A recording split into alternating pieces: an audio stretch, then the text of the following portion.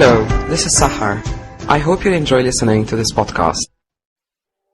Now, you've had an extraordinary journey, which very much reminds me actually of Paulo Coelho's The Alchemist, where you went all the way to Peru to find your treasure, literally your true calling, just underneath your feet. You had a vision, and then suddenly it became clear what your sole purpose is. Mm-hmm. Is that right? Yes. Yeah. Can you tell us a little bit about that? Is that something you can share with our listeners? Yes, I was on a trip to Peru with a medical anthropologist and shaman, and as a part of a tour, but it was very boring. You know, I wanted to learn about Machu Picchu. I was didn't want to hear about this lady's grandmother. Yes. And so I sort of snuck out the back of my tour and tried to find another one that was actually talking about Machu Picchu, and I joined the end of this talk at the Calendar Stone, I think the highest place at Machu Picchu, and the gentleman was talking about the Calendar Stone and said, and that's the end of the talk, and I was like, oh. Yeah, and so because I was the last one in, I was sort of the last one out, so we had to sort of file down some stairs that were very open and crumbly. So I was like, as I went down them, I looked up and I saw about 20 Inca standing around looking at me, red capes, you know, billowing in the wind, very black eyes. I think they had some sort of makeup on, and the gold cuffs and breastplates and staffs and sort of parrot feathers, and I wasn't actually sure that they were Inca. I just presumed that they were, so I asked the guide, I said, what do they look like, you know, and he said, oh, like parrot feathers, gold, red capes, and I was like, okay then. And as I was going down the stairs, the majority of them disappeared, sort of just faded out, and they were as clear as you are. Amazing. Me, really. And there was just one man, very, very intense, and he was standing right in front of me. Yes. And then there was another man on a lower level, on a corner, and this man had far more gold than the rest of them. Right. It was just absolutely smothered in it, and he was immensely powerful, and he looked into my eyes, and I heard him speak in my mind, and he said, you must follow this path. Amazing. And we will help you. So I was like, oh, okay. I was very, you know, immediately started crying, and you know. Was it unexpected? I mean, were you? Absolutely. I was just not thinking. Did you ever have a vision like that? Never. Amazing. So he just pointed to the steps down and indicated I needed to go to the other Inca that was standing in this corner. And so I went to him and stood in front of him, and he pulled from me, grabbed my throat area, not actually my throat, but just you know, in front of it, and he pulled out, it seemed like a huge white balloon, and threw it to the mountains, and it was obviously some energy block, so I had no speech for about 10 days. After that? After no, this before. Right. And I think it had sort of come back a bit that day, but there was obviously something that didn't want me to speak. Amazing. And then like some of his energy came into me. I felt it rocking inside all the way down through my chakras, and then he pointed to the steps at the side of the mountain, right, and indicated, you know, that's it, you know, you can go now.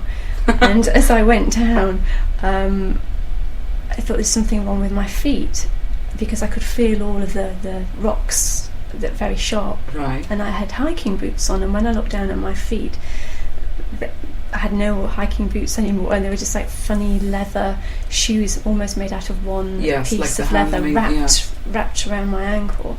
And I was like, whew.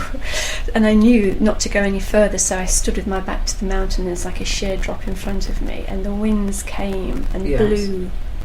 It seemed like they were clearing my energy field, and then it was very, very intense, and I was really pushed back, and I didn't actually know until later that was the method of clearing that they had. Amazing. They used to use the winds a lot, and then the winds died down, and it was like, you can go now, you've finished here.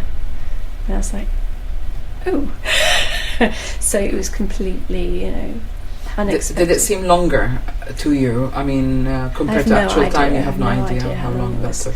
A friend saw me up there, and she knew something was happening, because she could sort of sense all the energies, but she didn't actually know what. Incredible. And I just had to sit down afterwards.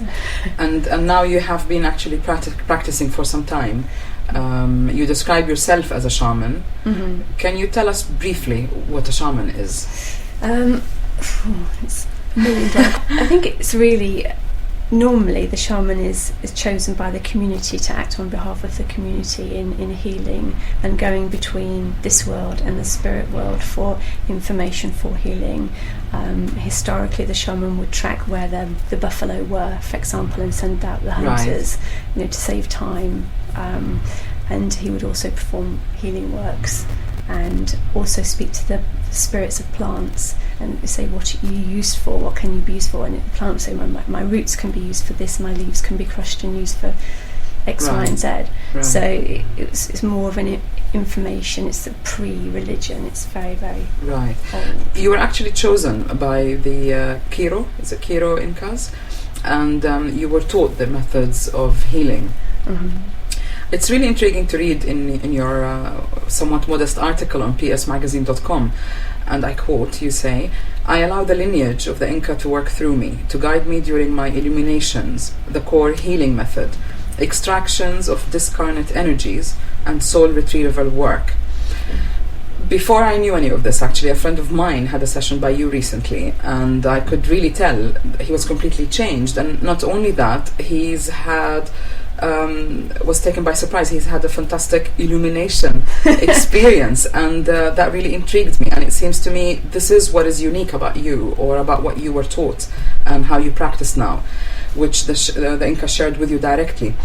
I'm glad I'm getting the easy questions. It was really interesting because he's not he's what I call, between quotes, a normal person, and yet he was able to actually see the light or the illumination and to feel that.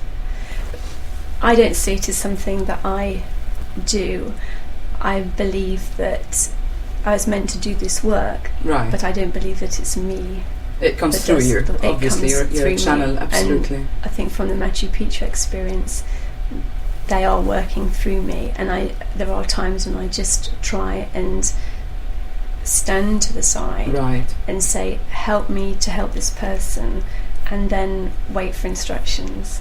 And things come to me, or I start doing things, and sometimes it can be different every day. I see. But there are core processes, and the illumination is the beginning of all the processes, basically. So whatever you do, you have to clean the person up first energetically. Right. If you're going to do soul retrieval work, your soul part doesn't want to come back to a energetically dirty body, if you like. I see. So first you cleanse, and then if there is a soul part missing.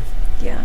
So, I mean, these methods go back thousands and thousands of years, so I've just learned them. It's very little to do with me. Yes. It's more about, I think I'm just, meant to do the work, therefore I have a level of success, but I still don't put it down to me. Just absolutely. You're quite right, but it was really interesting that it did work, whatever you did, and this friend of mine actually felt it, which was absolute. So I'm looking forward to my session.